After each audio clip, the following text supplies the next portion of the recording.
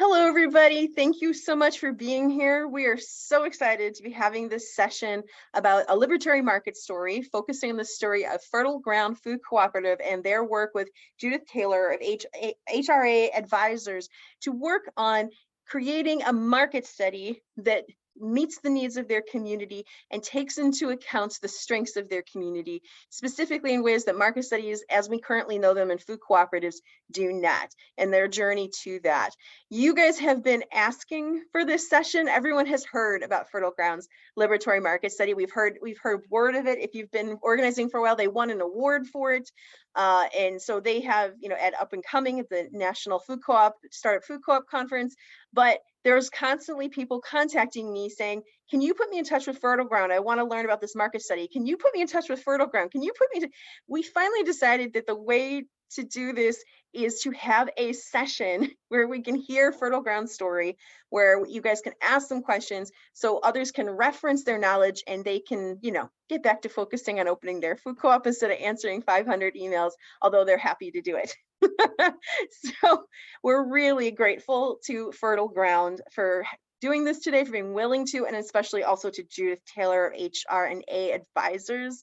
Special shout out to Gabriella Lott from the board of Fertile Ground Food Cooperative, as she made this session possible.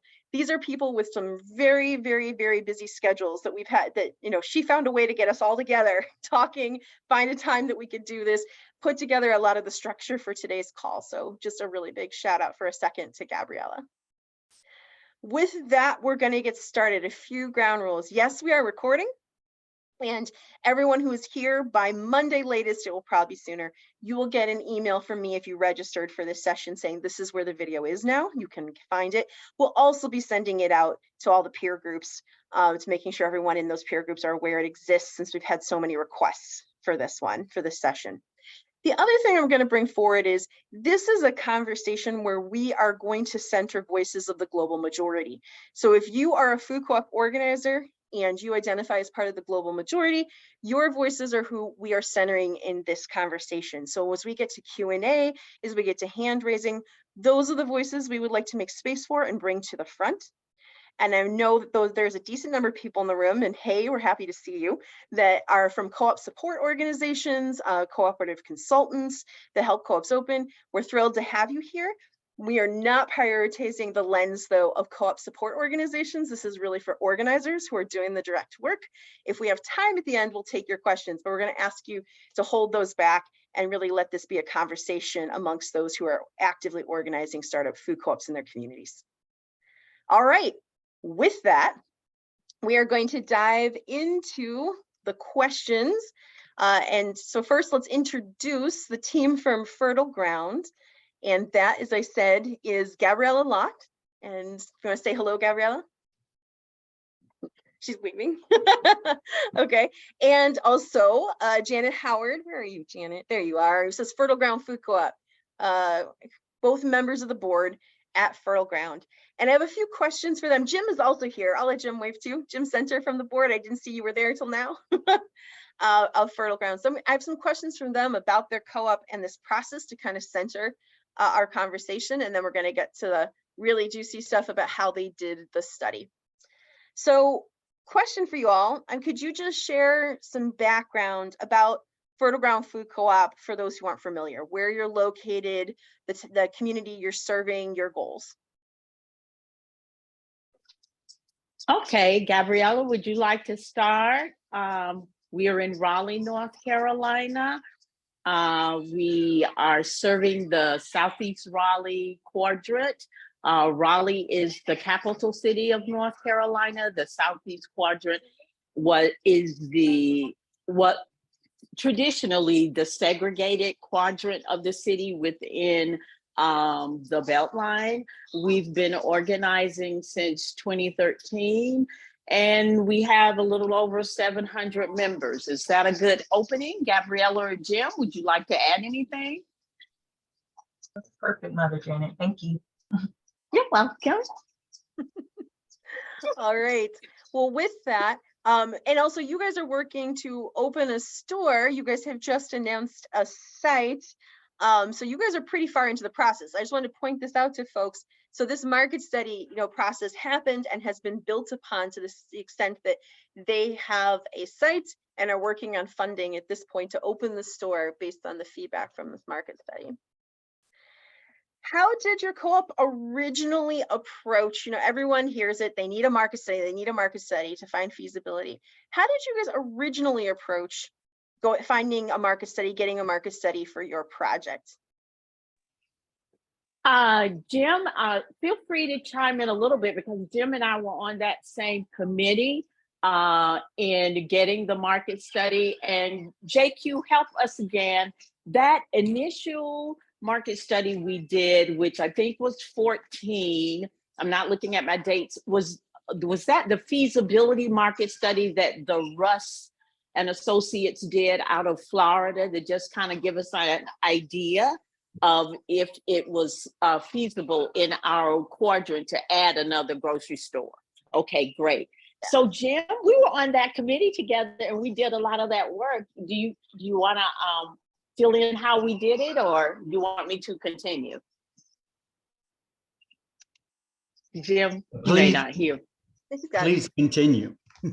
Okay, thanks, Jim.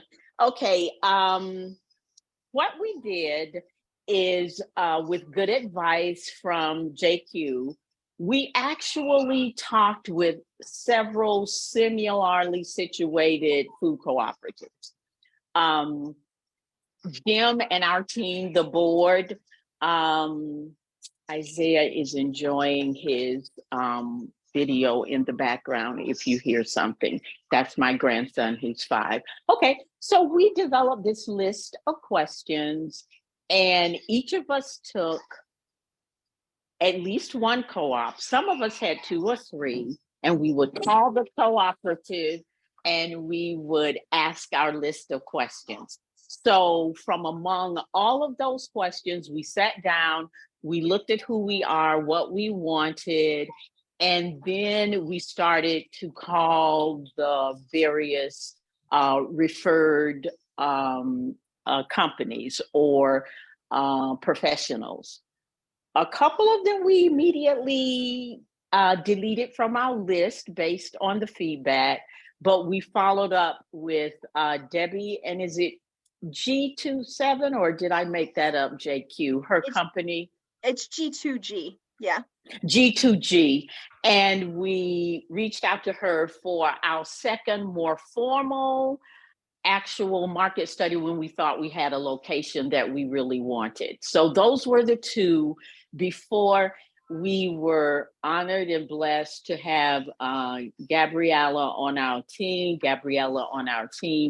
and the company that she was with then before going off to graduate school and completing that. And then we got our final market study. I do want to add, however, that site that we were anticipating in our second market study did not pan out for a number of reasons.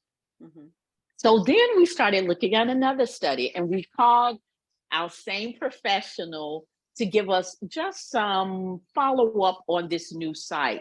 And based on some comments we got, based on that new site, we knew we had to find another professional group to help us with the market study, because some of those comments were just disheartening for us. So that's what we did.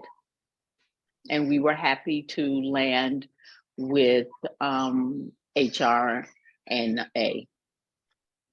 Now, Janet, you hinted a little bit on this. I was going to ask, so you got 2 market studies before this, one of which from, you guys did a whole vetting process and went down the list of all the traditional providers of startup food co-op market studies, mm-hmm. And then you worked with them, and then you decided this is not going to work for us, and decided to look for a different solution to the market study and needing can you, within your comfort, speak to why did you decide to go for, reach out for something that you didn't even know definitely existed as of yet? What were you looking for? That's a good question, and you're pushed me to answer it, and I can. The first thing I want to say is we were initially impressed with G2G because when we reached out to her, we reached out to the company told us that, we are going to be working from the information that we have. And there is very little information we have representative of your environment and your community, but we're going to do the very best we can. So we delight when people can admit, our data may not represent your community, but this is the way we pursue it. These are the parameters, variables we look at, and we'll do what we can do. So that was good. The second time around, the question that really puzzled us and challenged us was there was a question about African-American residents and African-American residents in a particular area. Another co-op has come to our city, which is downtown on the far end of the city. And we're, like I said, in the Southeast quadrant, so we're distanced from it. Our product mix will be quite different from theirs, so we aren't seen as competition. But our professional contractor told us that even African Americans in that particular area would go to that store instead of coming to Fertile Ground. And we say, well, why would that be the case? And we didn't even, and we even asked people, educated, income level, all of that. And there really wasn't any solid reason. It was just based on the information that they had. And granted, the information that they had, they did say that food cooperatives that were successful were in high income, predominantly white, near high traffic areas for success. So we were not that. Because of that puzzlement, we were thinking, we thought that there was maybe some discounting of what our community actually thought and how they could support the store. So that was the question that caused us the challenge. Thank you. Thank you for your honesty about that. And do you want to share anything about so how did you go about, so you knew this market study, this is not it. How did you go about searching for somebody who could provide something that was relevant to your community? How did this go? Maybe this is Gabriella. How did you guys decide how did you find a way to move forward differently? How did you go look into that? Sure, I'm happy to chime in. So I think it was just a perfect storm of, I think, a few different places. So I guess at the time that we started, I started hearing about the fact that Fertile Ground was going to be doing a market study. I was a member owner, but not yet on the board. So through working on the marketing and outreach committee, I had heard a little bit about sort of the strategic plans. And people kept mentioning, that there was this interest in sort of doing a different market study. I think all of the member owners were sort of aware of some of the barriers at that point, from sort of the traditional food cooperative model and how it may not serve Black cooperatives and other cooperatives in different types of communities that are not, sort of traditionally where you may see a cooperative come up in the past few years. And so I was sort of hearing that, but then also knowing that at the time I was employed at a firm that does a lot of market studies for other sorts of organizations. So whether that's universities, other sorts of institutions, helping advise like local governments and different things. And so I sort of saw this gap, I guess, in what Fertile Ground was looking for, but also knew that specifically at the time, there have been a lot of support and a lot of really great people at the organization who were trying to think about, okay, well, what could we even learn about how to do market analysis differently? And so I think that's where I definitely have to thank Judy as a partner, really spearheading this project and getting sort of the rest of the organization on board for trying to have this effort. I also had a lot of really helpful coworkers at my level who were interested in thinking through, what could be different values. So I think it was a perfect combination of like two different groups who wanted to try something new. And definitely had a bunch of people on both ends who were really instrumental in making this work. So I think it was definitely that sort of really helpful, I guess, like combination of factors and just timing, really. Wonderful. Well, that gives me a segue here because we do want to introduce you to the other half of this team. So again, Fertile Ground was looking for someone who could provide a market study that was more culturally relevant to their community and understood their community. At the same time, there didn't exist, as far as we knew or they out there, an organization that had been doing market studies for small co-op groceries or small grocery independent grocery stores that had that cultural competency and knowledge. So enter finding a creative solution. And Gabriella brings in her contact, Judith Taylor with HR&A Advisors, who I am going to turn the floor over to today to talk about how they came together and what they developed. Thank you so much for being here, Judith. Happy to be here, and thanks for the invitation, JQ.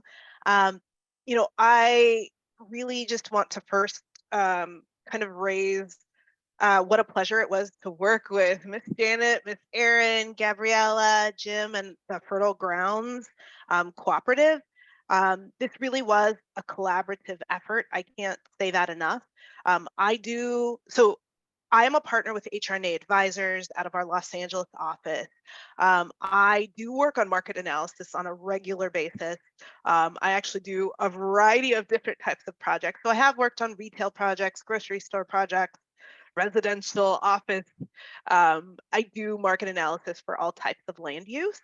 But it was what Gabriella said, that she brought this to me and to HR&A, and I was super excited to work with Gabriella and a number of different folks at HR&A to think innovatively and to think creatively about how we can really support a community in building the market analysis that they needed, rather than just looking and focusing at the typical and traditional market analysis and what it includes. Like, how could we look at market analysis in a way that was different? I don't know who said this quote, but if you always do the same thing the same way, you're going to get the same result. And so it really was thinking about how can we do this differently, because I very much believed in the outcome, that there was a need for a food cooperative and cooperatives that are providing quality, good food in communities of color, such as in Southeast Raleigh, and also with my experience. So I've been working in real estate and economic advisory for over 20 years. I have actually always been really focused on strategies to support low-income communities and communities of color to ensure that they really benefit from development. And I've seen time and time again the need for food providers within communities of color that are providing quality food at reasonable prices. And so very much was excited to come across this project and get a chance to think about this and support Fertile Grounds. With that, I did want to share more about the liberatory market analysis that we worked on together. I actually have a presentation, so I'll get that started and share that presentation with you all. Let's see. Here we go. Can everyone see that? Okay, got some head nodding. So, sharing out, let's see. Want to introduce you to HR&A in a little more detail, and then our team, but to talk a little bit more about the liberatory market analysis and how it differs from a traditional market analysis. Would love to share our market findings specific to Fertile Grounds, and to just give you a taste of what the work entailed. But then would love to spend time in Q&A understanding your needs and responding and sharing out what we learned from this process. So HR&A Advisors is an employee-owned real estate and public advisory firm.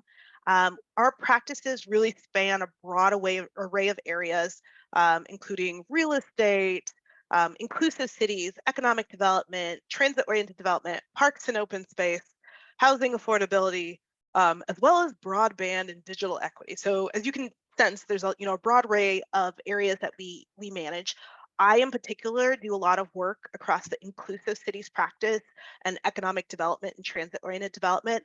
As mentioned, I've been really focused on strategies to support existing residents and businesses to benefit from new development and changes in the economy. And again, this project really kind of sat between that. As mentioned, I really do believe this was a truly collaborative effort between Fertile Grounds and HRNA, and that while my firm brings a lot of technical knowledge and expertise to the table, that this liberatory analysis that we developed is specifically about working against the idea that there's technical expertise that should be placed above local knowledge. I've actually gone on to use this approach for different projects, working in North Sacramento alongside a mutual assistance network, and Gabriella actually was involved in some of that as well. And that's been a great partnership as well, building kind of a community-led action plan to help the community change and shape their community into what they want to see. So this is something that, we very much believe in. And, due to that, on this team page, I was like, typically you'd find a team page and you just find HRNA on that page, but I was like very much Fertile Grounds part of this. The Fertile Ground board, Jim, there were many others on the board, as well as Miss Erin and Miss Janet, who participated in several of our meetings and presentations and gave us direction.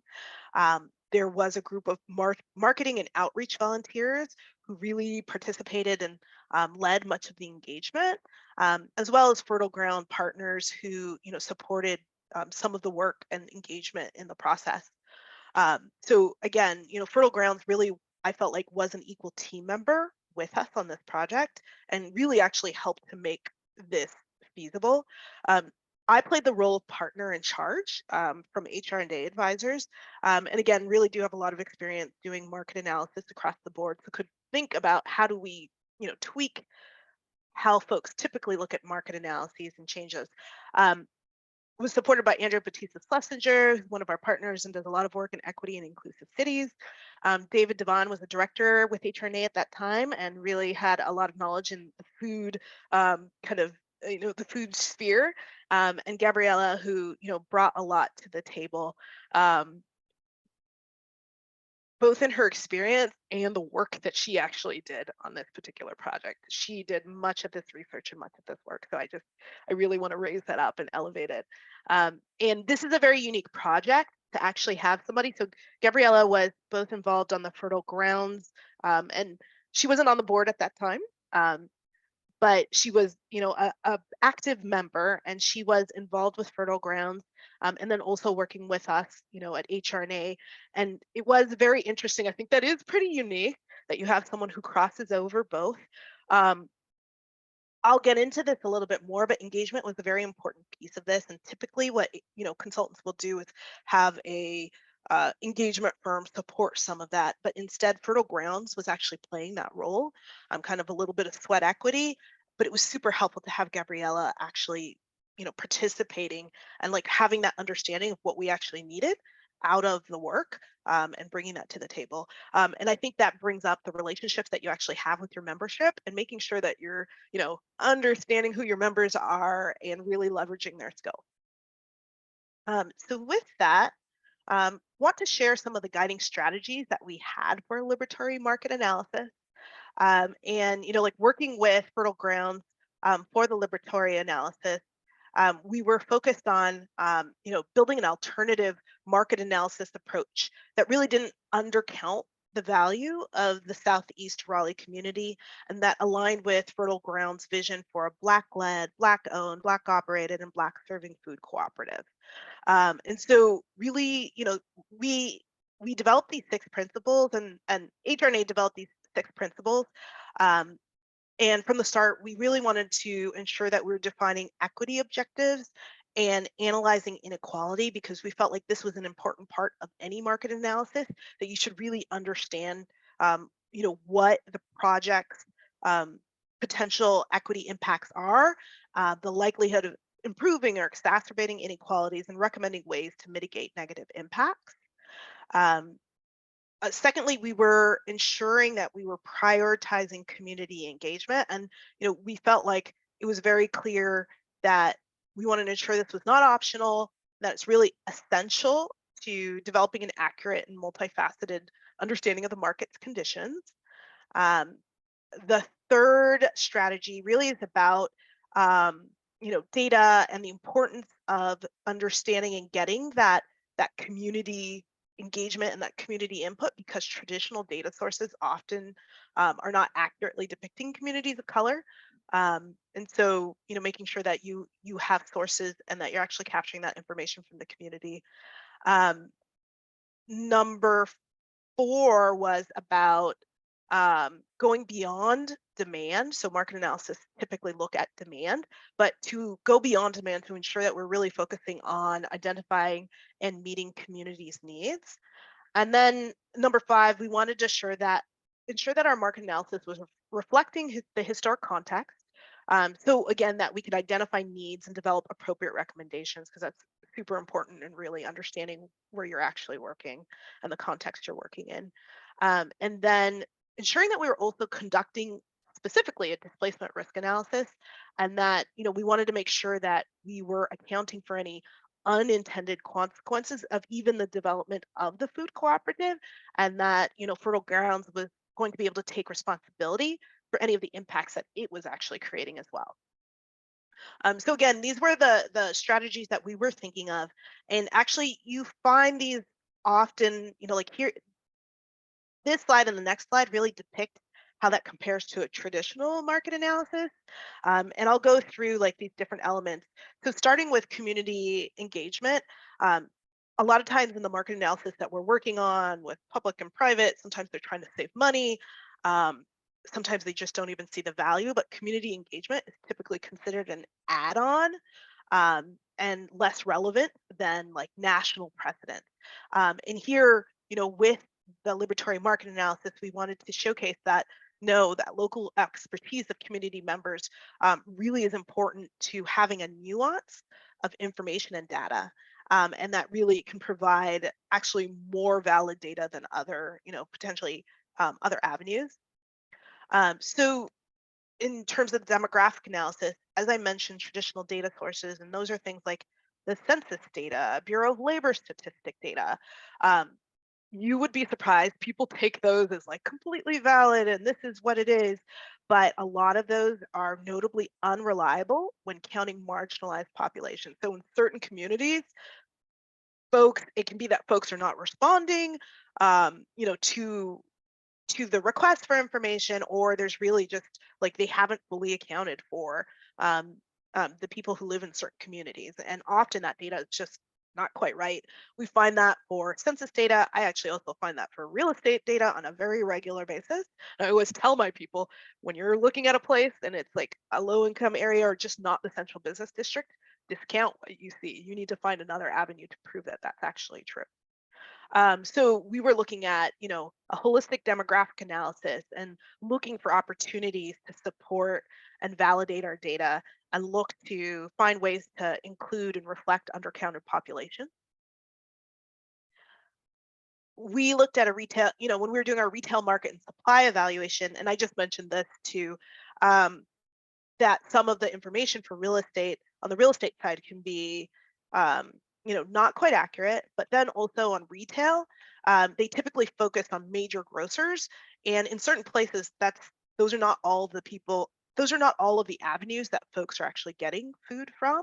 And so we really wanted to make sure that we're looking at the Black community and what were their patterns of local food support, legacies of food apartheid, and non-traditional grocery providers that were occurring, as well as the existing Black food ecosystems. And so there's also a retail gap analysis, and I'm going to actually describe our scope of work, which talks about these in a second. The retail gap analysis, typically when traditional market analysis are doing a gap analysis, they're looking solely at demand and looking at this gap analysis. So unmet revenue or unmet retail spending that's retail spending that's not being met within the current geography. But we really look to expand the definition of what that was and to account for increases in demand that were occurring and that could occur based on needs and values of the community, as well as spending in the informal economy. So often there could be, you know, cash businesses going on that really just don't get accounted for very well. And then finally, an assessment of feasibility. You know, project feasibility is just, you know, primarily defined using market supportable demand, historical precedents of food cooperatives in, you know, communities that were typically whiter and wealthier, and then making sure that when we were doing this analysis that we're doing a quantitative market analysis and community engagement insights that provided valuable feasibility information, and that we were bringing in the lessons learned from existing Black food cooperatives to provide more precedents. So that kind of describes a traditional analytic approach and a liberatory approach. So our scope of work really had 5 primary tasks. Again, we were focused on community and consumer engagement, and we really wanted to lead with that. HRNA had several interviews with community leaders and business owners in Southeast Raleigh. I think that actually does happen in most traditional market analyses, but we really worked together with Fertile Ground to co-design a comprehensive community needs survey. And this was an intercept survey that was administered by Fertile Ground's member owners, and it was analyzed by the consultant team. And it really brought this additional layer of data and information that impacted the ultimate results of the work that we were able to do. So informed by that community engagement and the survey, we started demographic analysis, which looked at, you know, population growth, household income, race and income trends, but also, as we said, looked at displacement risks in addition. And then, you know, so doing a demographic analysis, we understand trends in the community. We want to look at the existing retail market supply and evaluation. And so, you know, again, we looked at that, you know, the current supply of food providers and evaluated the competitive advantage of a food cooperative. And really looked at how Fertile Grounds could act as an anchor institution within North Carolina's Black food ecosystem. So as mentioned, we looked at retail market supply, and we're going to actually go through some of these pieces so we can share a little bit more. And then we did a gap analysis, so actually looking to quantify the demand of retail that could be used to support Fertile Grounds. But we were able to take in everything that we had done, all of this engagement and the demographic analysis, to revise that gap analysis. So we're calling it a revised gap analysis because it wasn't a traditional gap analysis. And then through that and looking at the site, looking at assessment of feasibility. And, you know, looking at the proposed site's overall project viability to support market demand and community needs together. So looking at the demographic profile, and again, there's an extensive report that's out there, but just wanted to share like some of our key takeaways here. We looked at population trends, household trends, race and income trends. One of the interesting things is that we looked at a primary market of about 3 miles, which is larger for a grocery store, but kind of pretty reasonable and in traditional guidance for a primary grocery store. What's really interesting is our secondary boundary. Like you can actually see, this is actually a 5-mile boundary, but if you see like on the eastern side, it's much larger. And really what that came from was a reflection of our survey data, where we were able to understand that there actually was like within the Black community, a lot of folks were actually traveling very far to get their groceries. Like 40% of survey respondents were traveling more than 5 miles to get to a grocery store. And that we were also looking at where they were coming from and also looking at the expectations of the Black community. And we were able to capture we believe that Fertile Grounds was able to capture a greater secondary market area. And so, you know, doing that analysis, we found that, you know, population growth in the primary and secondary market were slightly lower than Raleigh and Wake County's growth rates, but, you know, were actually, if you just looked at them on their own, pretty significant. Like there was a lot of growth happening. We looked at median incomes, and that's actually where I think a traditional market, you know, consultant would have looked at it and been like, oh, these are much lower than the local area. But what we did find was that, yes, they were, the market area trends within the primary market were, lower than Raleigh. But when you actually looked outside of Wake County, where, there are actually a lot of communities in North Carolina, that they were actually similar to those communities. Those communities have grocery stores. So, it's fairly reasonable to believe that this area was going to have and be able to support a grocery store as well. And then we also were able to, take fertile ground knowledge of the Black community and kind of share some additional information to help them think about, who their target market is and how they're thinking about their target market. We found that that the site that they were looking at really was well centered for Wake County's Black residents. And so they were in a great location, based on where the site was. But we also did note that there was actually a lot of migration to the southern and eastern portions of Wake County, and that they did want to be aware and consider and think about Black population center potentially moving out a little bit further, like that geographic shift would come. And so thinking about that, so we were able to kind of share, yes, you're here today, and you also want to think about these elements as well. And this is just this is another slide I just wanted to pull to kind of demonstrate some of this data that we were getting. And so this shows household incomes and the breakdown of household incomes. And one thing, I was mentioning the primary market was lower than, the city of Raleigh. So 67,000 compared to 49,000.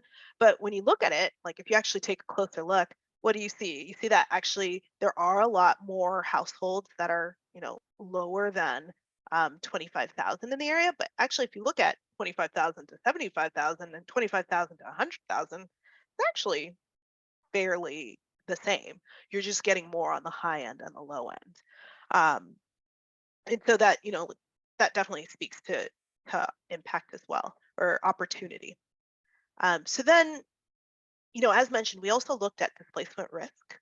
And I can tell you, I actually do a lot of anti-displacement studies and anti-displacement mitigation studies all across the US. And typically this is a study in of itself. And I really, kind of, again, raise up Gabriella and her ability to put together a lot of amazing information. So we looked at displacement risk, including changes in property values and rents, noting that increases in rents and values can often, outpace income growth and lead to displacement. Investments in neighborhood and region. So if the number of new jobs and investments are increasing, but without housing increases, that can sometimes be a challenge for folks. And then, we looked at critical population changes and coping strategies for displacement impacts. And across the board, we found that actually properties and rents were relatively affordable in the area, but were rising. There were some significant investments in the region that were driving up land prices. There was a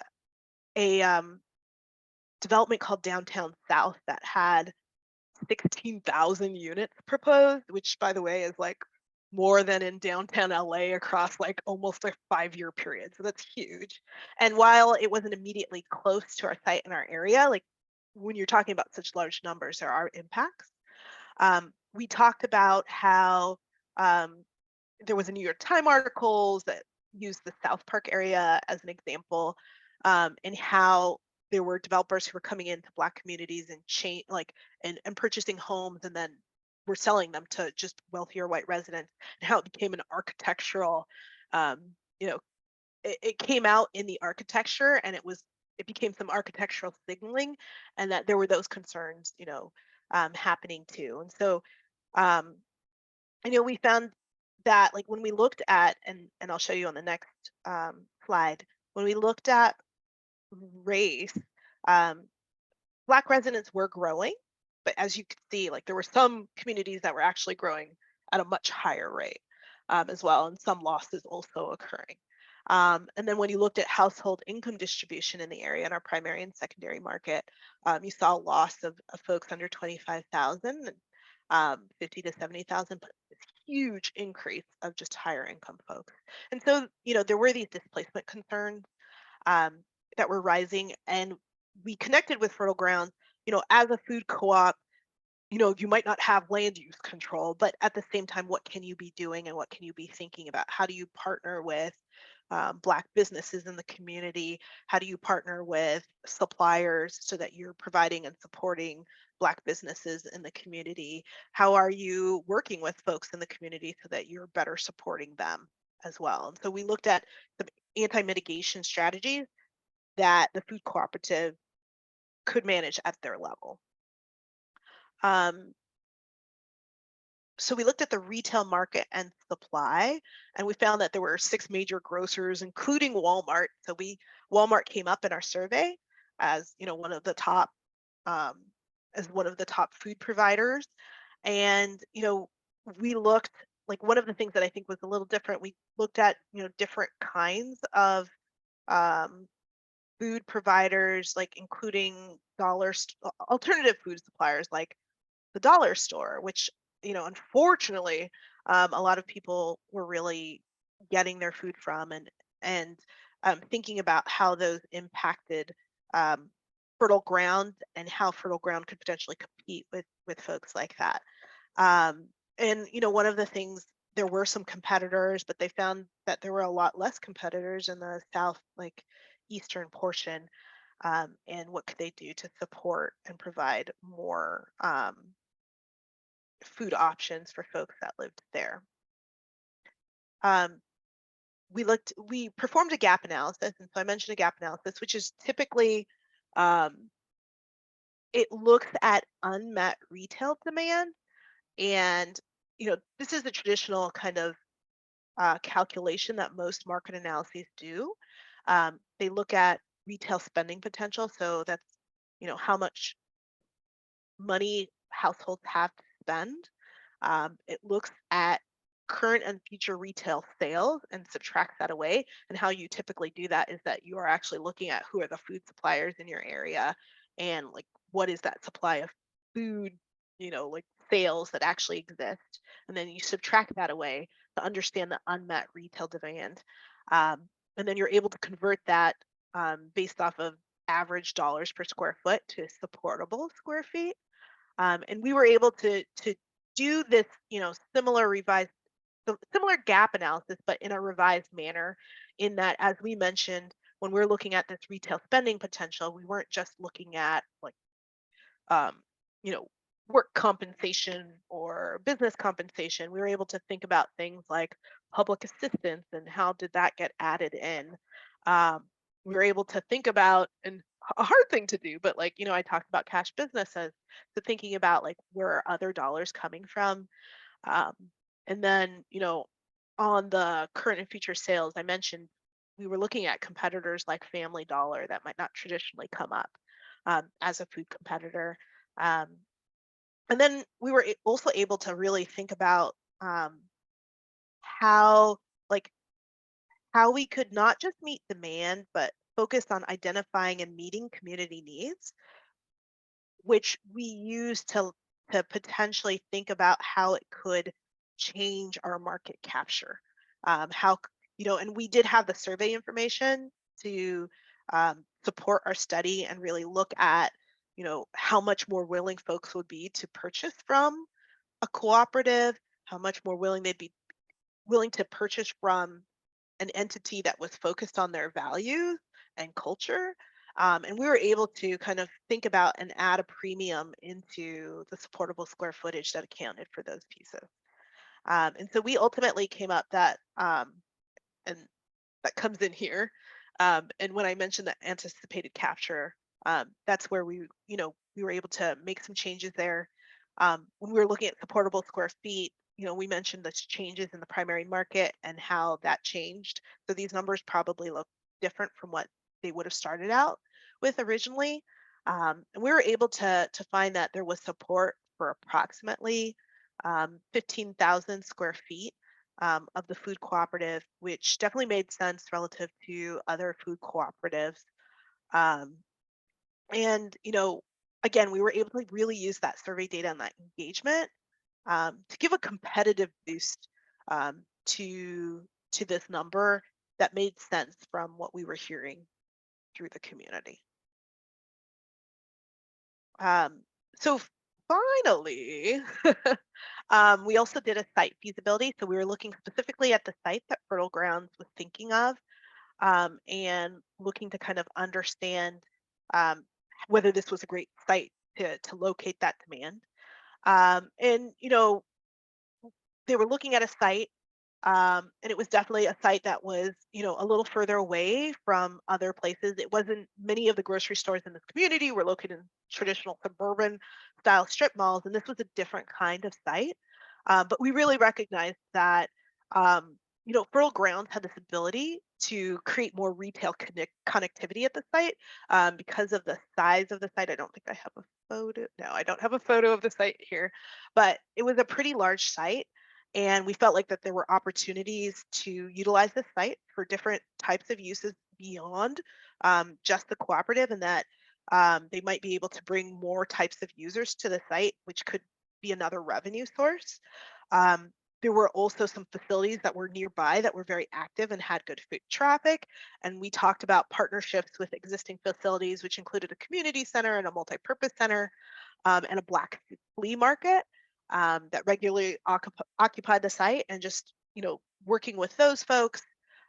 We talked about building the customer base in nearby residential areas that had a lot of apartments and likely were utilizing some of the those alternative, not so great food sources, such as like Family Dollar, and how they might be able to work with those folks to get them back and bring them into the food cooperative.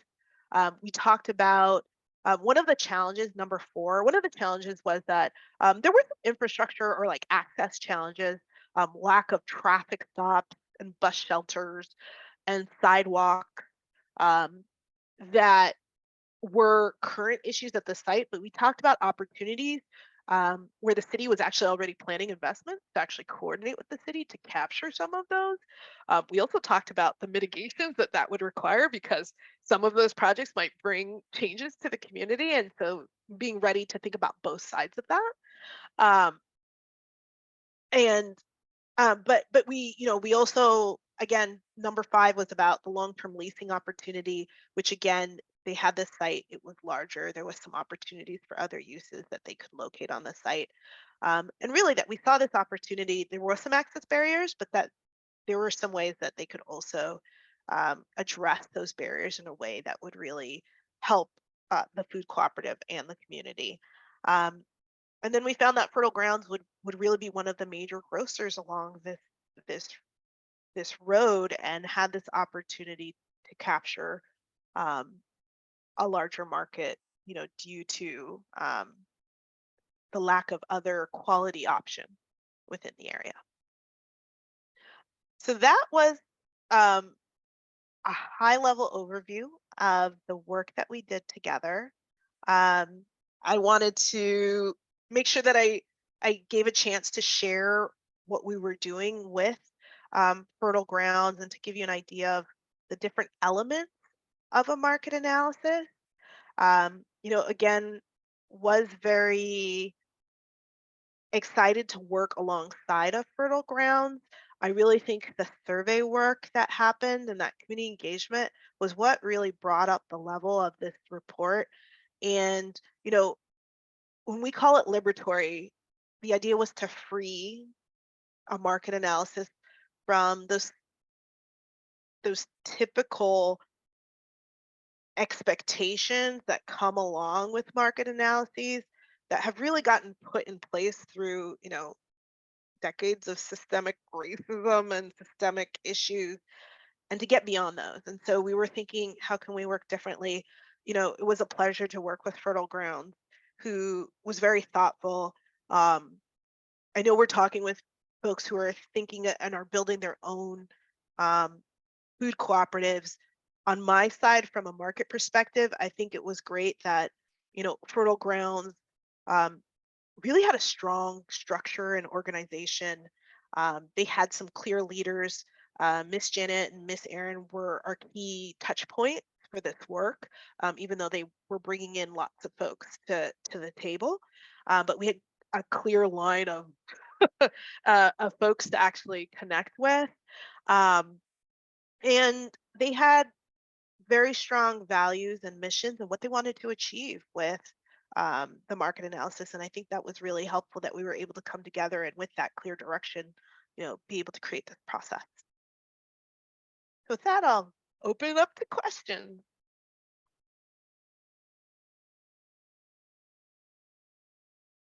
So we've already got one question in the chat, which was, what is the cost range for this process? That is a good question. So I will say that this project was unique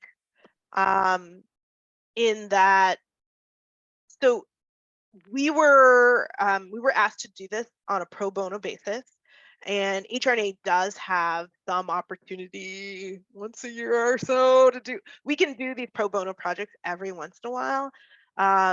We still do have a budget that we need to keep within internally, and I would say if somebody were to cost out this whole project, we kept the budget to about 25 to 30,000 internally, but if you were to cost out this whole project, it likely would have actually been $55,000 or $60,000. We made a lot of cost savings. That difference was actually a part of the work that Fertile Grounds did, sweat equity, but also, as I mentioned, how Gabriella was a key part of this. She really did support some of, there were some things in there that I feel like couldn't be replicated, and that probably was the value and the cost, like the dollars associated with that. We would love to do this work with other cooperatives, and I've been trying to think about opportunities to connect with foundations to actually support some of that work. I would think that there could be foundations out there who recognize the value in this. Absolutely. Quick question for the folks at Fertile Ground coming up in the chat. Are you going to own this site and then be renting to others, or will you be renting from a developer? How will that work? What an interesting question. Jim, you want to speak to that, or can I? Or I will begin and Jim will add.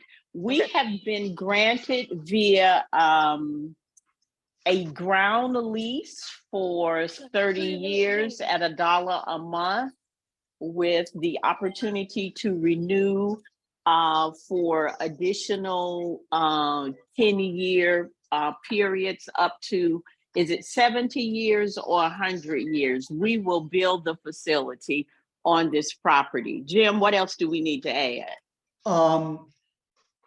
I'd just like to emphasize that our landlord is as much a part of this project and a supporter of what we're doing as our members and our board.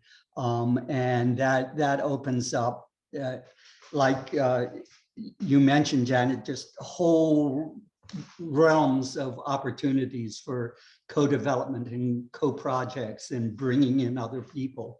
But we will be renting the property for, a really just token sum. But yeah. Okay, so you guys will own the building and be renting the land. Okay, excellent. Now I want to circle back to this one from Michelle, and I think Judith, this is kind of a question for you. If you worked with a group and the proposed site, you didn't find it really supported the vision, whether for the way they want to serve the community or financially, would you recommend another site, or how would that work? I think, I think that can be done. By the way, consultants definitely provide that service. But there are a couple things that need to be in place. Like I could definitely recommend the best site for you to locate your food cooperative, but it doesn't mean that site is available for sale. And so typically it might be, again, you want to cull your membership, but having brokers potentially who are partners with you can be really helpful. A real estate broker. Real estate brokers have access to MLS and who may know that sites that are actually available on the market. And so what you could do is work with the market consultant and, if the site that you've selected isn't the best site, maybe there's an option of a couple other sites that are for sale that they could explore for you. I mean, I could have probably, from at this point in time when we did this about a year ago, I can't say I could do it right now, but I probably could have pinpointed a couple areas to Fertile Grounds of these would be a good this general area would be a good place to think about developing based off of the specific site we looked at.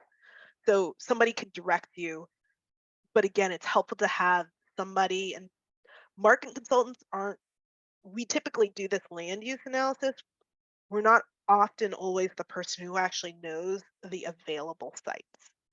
Typically it's real estate brokers who do. Okay.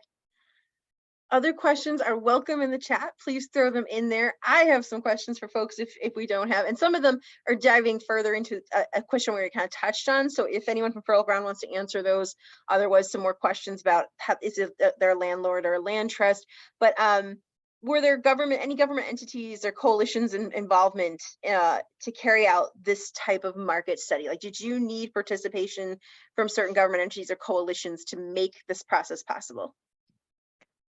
You know, again, I would say not exactly for this particular market analysis. I would actually say having a government entity or coalition to potentially support, like, again, we were able to resource this separately, but to support the actual development of it, I think would be ideal. First, because then they'd be a champion and be behind your cooperative. So that's just a way to bring them in, and then they have some skin in the game because they want to see your success.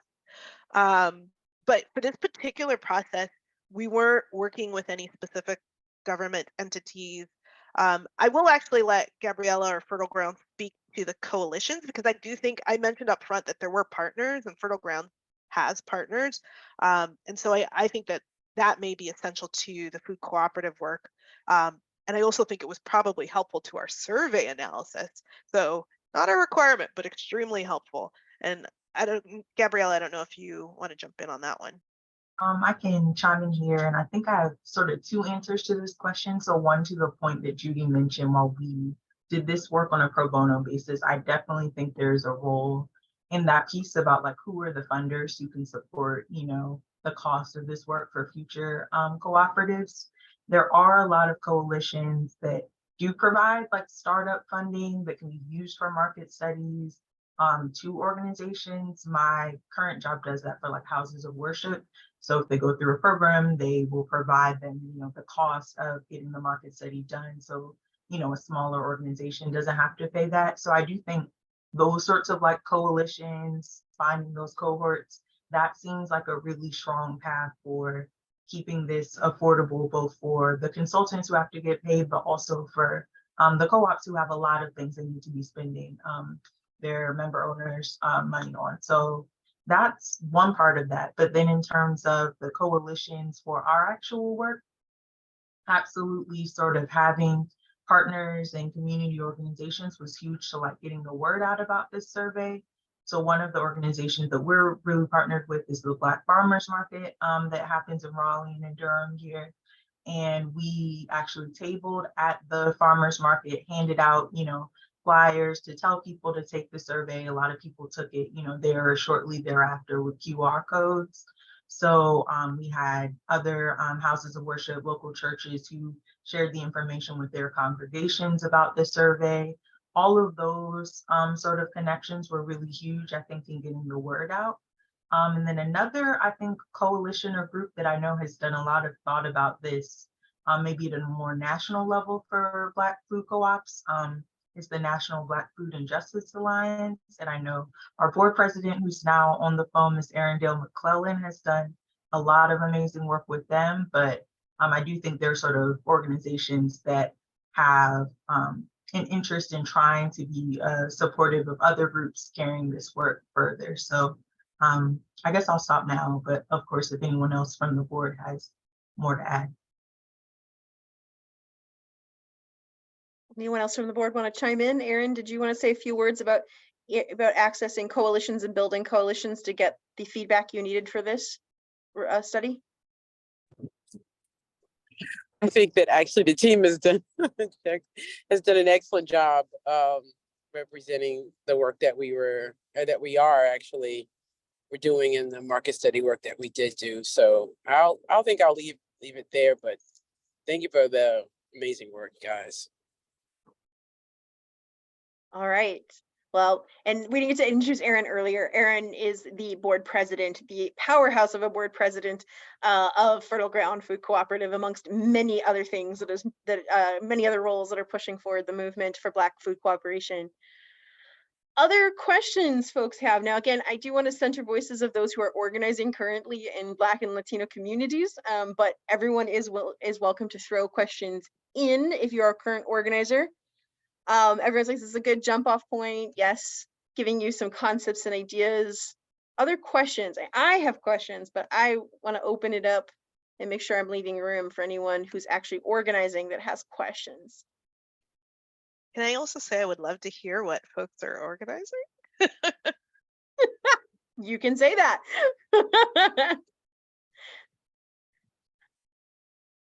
Yeah, Michaela. Hi, it's Michaela from Sola Food Co-op, and we're organizing in LA. And I feel like this information that you presented feels really valuable to us, the methodologies that you used, because we have struggled with the data that we received, from the beginning, especially like how far people are going to shop for groceries too, and that kind of underestimation. Like in our community, we know people drive several miles out to get better quality, shopping, food, and a better shopping experience. Pretty cool. Sounds like you're in LA. Maybe we should chat. Absolutely, they are in LA, South LA. and I think there are other projects. I think since you asked, Judith, yeah, you two should totally connect. That's exciting. I forgot that Judith's in that area. Other projects on I'll call Dorchester Food Co-op. If you want to share, if anyone from Dorchester wants to unmute for a moment and share a little bit about what you're working on and the community you serve. Am I the only one here from Dorchester? I think so, Robin. Sorry, I'm picking on you. Okay. And then Sean. Okay. So yeah, we're in Dorchester, which the part of Dorchester we're in is mixed neighborhood, mostly Cape Verde. Well, the street itself is the main, a good hub for the Cape Verdean population in that part of Dorchester, and then surrounding is African American, Caribbean, including Haitian, Jamaican, all the islands, and then African American, and it's also probably about 4 blocks down to the left is a huge Asian community in Dorchester, Vietnamese and different Asian folks. And so let's see, this is our going on our 11th year of organizing, and we plan to open this summer. And we have a small space. It is about 6,000 square feet, and about 4,200 or so will be front of the house, and the rest is back of the house. So yeah. And I think we have 1,509 members. They have done Congrats. some incredible organizing.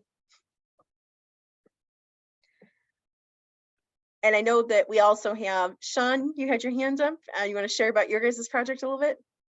Yeah, thank you. Oh my goodness, you all just opened up my eyes more on what to expect, because this is where we are right now with searching for, applying for grants to do the market study and feasibility study.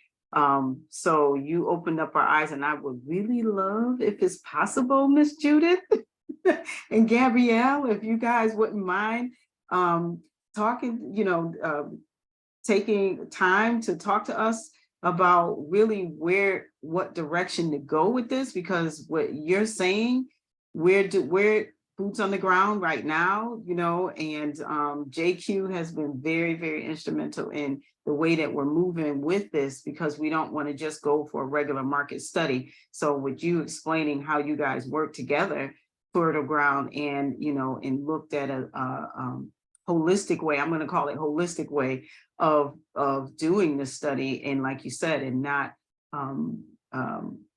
saying, discrediting the people that actually live in the area that you're gonna be talking to. So that's what we are right now. So Yes, I'm just so excited, and I would just love to see if it's possible for us to talk, for you guys to talk to our group, so that people will understand, because we had a community meeting on Saturday with extra people, and they asked a lot of questions about membership and, you know, what it looks like when you do this and that. And there were some things that we were able to answer because of these meetings like this, of us showing up at these meetings. But there were a lot of questions that we couldn't really answer fully, that we really need some more help on. And that's part of that, the study and everything like that. So thank you, thank you, thank you. FCI always does it, always gives it to us. And happy to connect. Yeah, definitely. Are there any other predominantly Black-led, serving a predominantly Black community projects, food co-op projects on the line who would like to unmute and share something?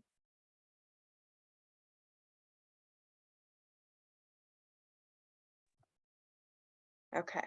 Hi, yeah, hi. This is Opal with Market 166. Hi. Hey, how are you? Good. Yeah, I just wanted to say that yeah, we're sort of in the same place. We got a feasibility study, of course, which somewhere in the back of our minds, we knew that it wasn't going to say what we wanted it to say, but we got it anyway. And this conversation just validates what I think that I and many of us on the board believe, is that there's got to be an alternative model that would really consider our particular situation, you know, predominantly Black city, you know, changing, you know, growing more and more diverse, you know, but a lot of legacy, you know, Black folks, and, you know, just, and, you know, there, and some of the typical fears of, you know, gentrification, you know, housing issues, you know, affordable housing issues, change over, you know,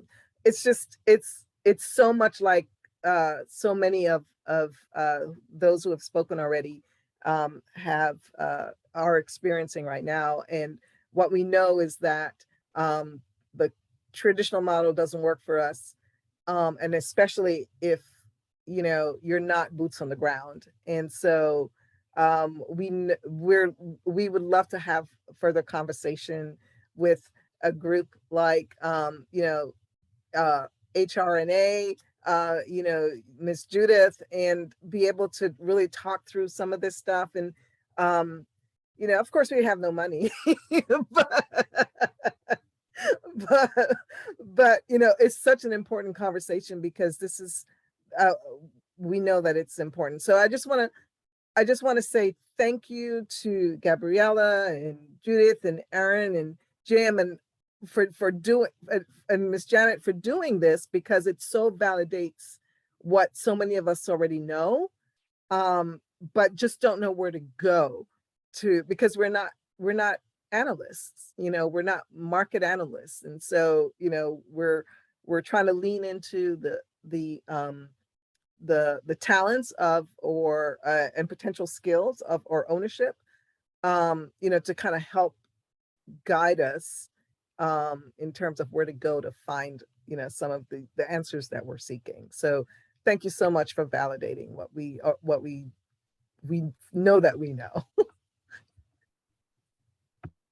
Hey, JQ, this is Aaron. I do have a comment now when you have a chance to call me. It is your floor. You go, Aaron.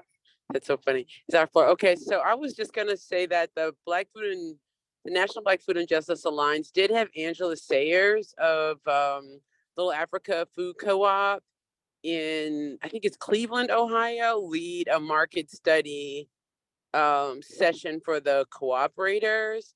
And I believe she pulled together a report that looked at different types of market studies and the needs. And I was wondering, JQ, you might want to, or we can both like reach out to them, because I know you work with Jasmine as well from the National Black Food and Justice Alliance, particularly there's around up and there's a coming. video about the work that they Right. did. And I can, when I send out this video, I'll connect that video as well from National Black Food and Justice Alliance. That would be great. Thank you, Erin. Yeah, that was that. And then I was just going to offer too that one of my frustrations was that the market study, when trying to identify the market, looks at class. And so it looks at economic conditions, and higher educated Black people are put in the market. And then it shrinks the accessible Black people in our market, though we know they would shop at our store. So I would like to just have maybe also some conversations about what did the market studies actually, what are they really saying? And how do you challenge that, which this project was one attempt at doing, but more projects might help us to actually change the way that market studies are done to assess how Black people or people of color spend their money. I guess I want to say, I don't know if that helps at all, but I was thinking about that as it relates to gentrification. It creates more challenges for us to say we have a market.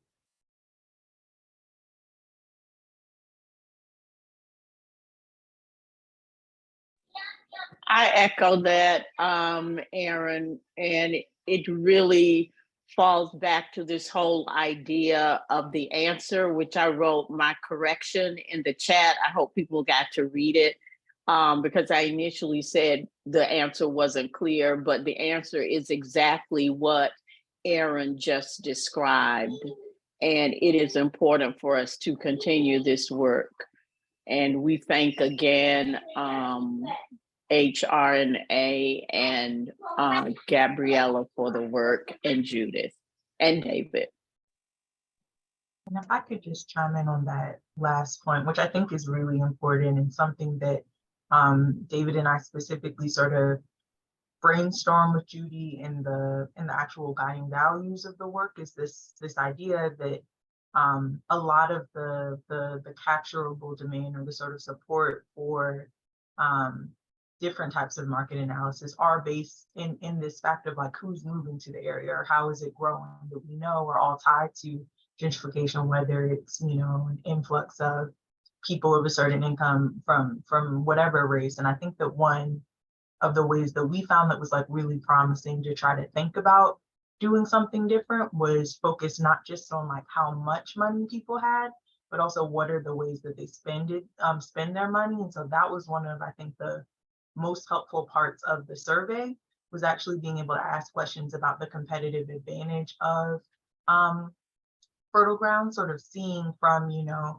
a statistically significant number of people in the Southeast Raleigh community that they were really interested and excited about supporting fertile ground. And so that may be done at a higher level than other communities would support a grocery store, even if they theoretically have more income to support the store. And so I think there are, like Ms. Erin is saying, like a lot of ways to continue thinking about that. Like, how do we flip this notion of like who the ideal customer is, away from just like actual sort of disposable income or like these class markers, but also thinking about like what are the other ways that people show up in their communities and commit to these different stores, and how can that show up in how we're measuring these things. And I think that's still very in progress. I think one way that I was proud that we did a good job of that with this study was to Mother Janet's point about how the prior study said, you know, that sort of higher income class of Black folk would prefer to shop with the other co-op that's in our city. And we were able to show from the survey data that none of our member owners had that co-op on the top 10 of their list of stores that they were regularly shopping at. And so I do think there are ways to try to use the information to sort of counter that and find other ways. But I agree, like it's still sort of a lingering problem under the general guise of a market analysis. So I definitely think we need more studies, and there are more ways to get closer to finding that sort of what solutions are out there to that question. Robin? Yes, that is a good question. So I was under the impression that HRNA was there in South Carolina, but you're in California. So That so is right. yeah, that's great. I just assumed like that was you were home, you were doing a study where you were located. So that means you are able or possibly willing to do studies for other people across the country?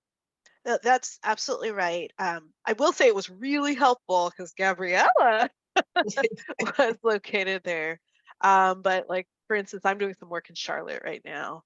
And we do work all across the country. Again, it's very helpful. That I mentioned at the beginning that we were doing a project in North Sacramento.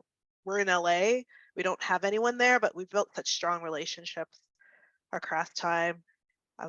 I feel like I know Miss Erin and Miss Janet, though. I guess it's a Zoom relationship. So, but we do work in places all across the country, and we try to find opportunities and ways to make sure that we're getting that right information on the ground. JQ, if you put me in the queue, I have one other sentence to add. The floor is yours. Just one quick thing. When we first started talking about market studies, I did not know market studies existed wherein you don't talk to the people in your target population. So that, I think for us in particular, ensure that your market study people connect with your community.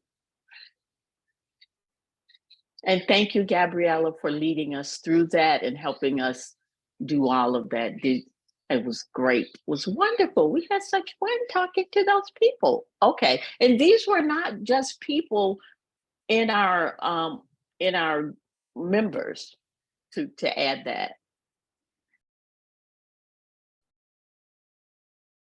If no one else has a question, that leads me to a question, Janet. So maybe you can answer to the rest of your team, which is, well, oh, and Darnell will be next. I'm sorry, I'm sneaking in, Darnell, but then you're next. Which is, how many responses did you get? Like, do you really feel you got a good representation of the community? What was the response to being surveyed? Just a little about that experience and how you got the kind of broad feedback you were looking for from who you wanted to serve. See, I didn't bring the numbers. Gabriella, do you remember the percentage was higher than we had anticipated or needed for a significantly reliable, valid study? Is that correct, Gabriella or Judith? Oh, Judith has put it in the chat. Okay. Yeah, we had almost 300 responses, and that's in less than I think 2 or 3 weeks, so a really short time frame. But we sort of had run all the numbers of what was the statistically significant amount we needed to get to. And not only did we surpass that, but I think one thing we were really excited about was we surpassed sort of the demographic representation of Black survey respondents, sort of looking at the zip codes that people were responding from. We really hit. And like Mother Janet said, not just our members, we were able to see, we had a lot of people who weren't member owners, but were community members who learned about us. But we felt really strongly about, okay, the actual significance of who we're trying to reach, who we want to hear from about their shopping patterns and their interest in fertile ground. We did get to those, and the ways were, again, we did tabling. We had partner organizations that shared out. We did phone banking, so calling people that we did have in our member owners who did have contact information for, and some of our member owners actually, or our volunteers, helped them fill out the survey over the phone. We had a dial-in line for elders or other people who may not be as familiar with the technology of the survey, so we could help them if they needed support electronically. We also did mailers as well to different neighborhoods around the site. So those were some of the ways, but anyone else, please chime in if I left some of the ways out.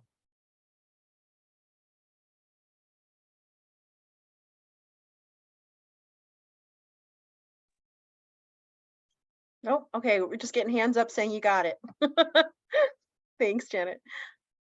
All right, I'm sorry, Darnell. I'm going to turn it over to you now. I hadn't seen your hand before I started talking. No need to apologize. This was fantastic. Thank you, HRNA and folks at Fertile Ground for this.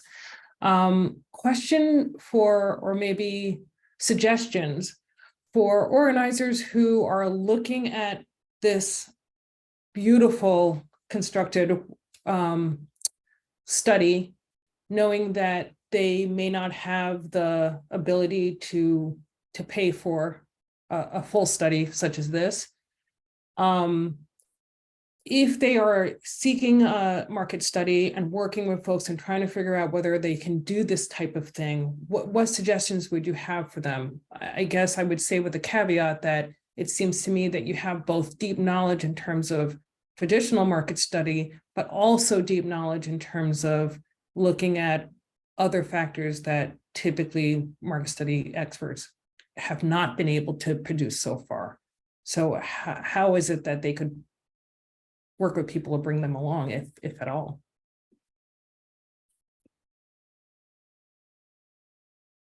I could get started, but would love fertile ground folks to add to this, because I really think that, I'm sure you were in that position at some point too. You know, I think like there were a couple things that I heard early on from, you know, Miss Janet, that she said, talking to different cooperatives that, you know, that are similar in nature, and talking to them about their operations, I think is extremely valuable. That is a part of like a market analysis, like usually case studies is a part of that type of work. I feel like Fertile Grounds did that part, and it can be really important and relevant and give you experience and knowledge that you need. Some things that we also just talked about, like what Gabriella was talking about in terms of the survey, I think is also valuable. Like what can you capture and understand from your market today about like their shopping patterns, how, you know, like where they're located, their interest in a potential cooperative. Getting more of that information is really helpful. As you're, you know, you might need to cobble together like a market analysis in pieces. And so that's kind of what I'm saying. Like, what are the ways that you get to a demographic analysis, like market analysis? Maybe there's somebody who could support certain portions of that study, or if, you know, you end up eventually getting a market consultant, making sure that they are doing that community engagement part of it, but like bringing those pieces to bear. So we had those 5 tasks that were community engagement and output, demographic analysis. There was the retail market analysis. There was the retail gap analysis. Some of these are technical in nature, the retail gap analysis, but some of the stuff, the demographic data, is available at your fingertips. Like, it's on census, the census data, like census website, that information is there. I can say I could probably do it a lot faster. You know, like someone could help you do it a lot faster, but it is actually there. So these are things that, like, if you're looking through your membership and trying to find folks who might have some of this expertise to help and do portions of this, because like up until the gap analysis, you know, you probably need to have some pieces of data at hand. But aside from that, all these things are actually pieces that you could do. I think it is helpful to have someone with some real estate, you know, and food cooperative or market experience to kind of guide you. But there are pieces that you can do on your own. So I'll let somebody else, if they want to speak to that answer.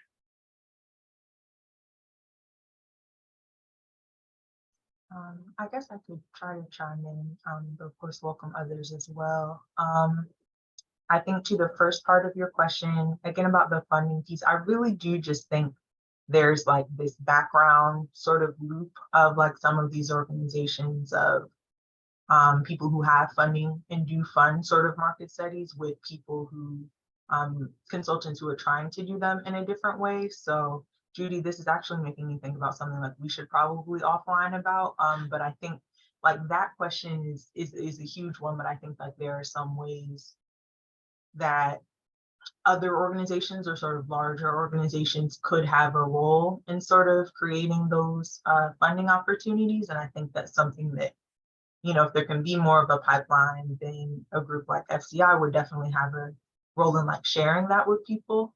But I think Judy has also mentioned a lot of great ways that the information, like some of the components absolutely would not have been reliable without her really, really strong background in market expertise and understanding those things.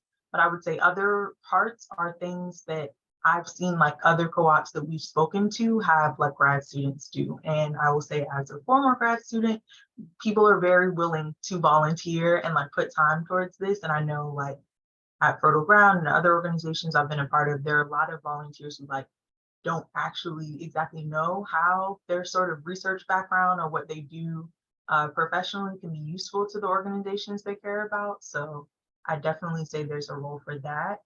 And then another model that I know some of the food co-ops that we've spoken to are considering is even if the traditional sort of market study approach is more financially feasible, because obviously sometimes people have a timeline that they need to stick to. People have, and I'm not sure from our conversation I had with this group if they move forward with that, but they thought about at least like bringing in an advisor. So someone like Judy or someone who could speak to what is this new approach actually look like. And so that could be, a sort of paid opportunity that's still like cheaper than doing the full study, but another way of thinking about, okay, how do you have someone who recognizes that like this specific expertise, one that your community has and like your community members are going to bring, needs to be somewhere in the study process. But then if you're thinking from the analytical side, like who's a professional who can sort of understand, how the traditional market study professionals may go about it, and sort of challenge some of those notions, understand, okay, this is another way that you can get to that same methodology. I think having like a sort of advisory type role in the process could be another way to work around. Thank you. I'm going to respect everyone's time here. And I love how the conversation's getting richer right at the end. This always happens. But I really want to respect, Judith's time, Gabriella's, and the whole Fertile Ground team. You guys have, I know, are so busy and have been so generous to create this space. So I just want us all to take a minute and really thank them, not only for being here today, but for this incredible, important work that they are pushing forward. So thank you to them. And I will be sending out the video from this. The video from the National Black Food and Justice Alliance's session they did with us on their study on what is needed in market studies going forward for the Black community. I'll send that as well. And it looks like Gabriella is going to find out if they can share the survey questions that they utilized in their community. If so, I'll share that as well. And I will share everybody's email addresses. I don't know that anyone's going to need, those of you who probably need to follow up with Judith, though. I'll share Judith's email. Let's understand she's only human and probably will not be able to respond to everyone all at once, or maybe we'll want to get you all together for one call or something. I don't know. But you guys, any closing remarks or thoughts, Fertile Ground or Judith, that you want to share? I'm excited about the great work that you're all doing. So thanks to you. Fertile Ground is thankful and grateful for the opportunity to be a part of, I would guess, a different approach within food cooperatives. Ashe. Very true. All right. Thank you, everyone, for being here and being part of the conversation and moving the movement forward. Have a lovely night. Thank you.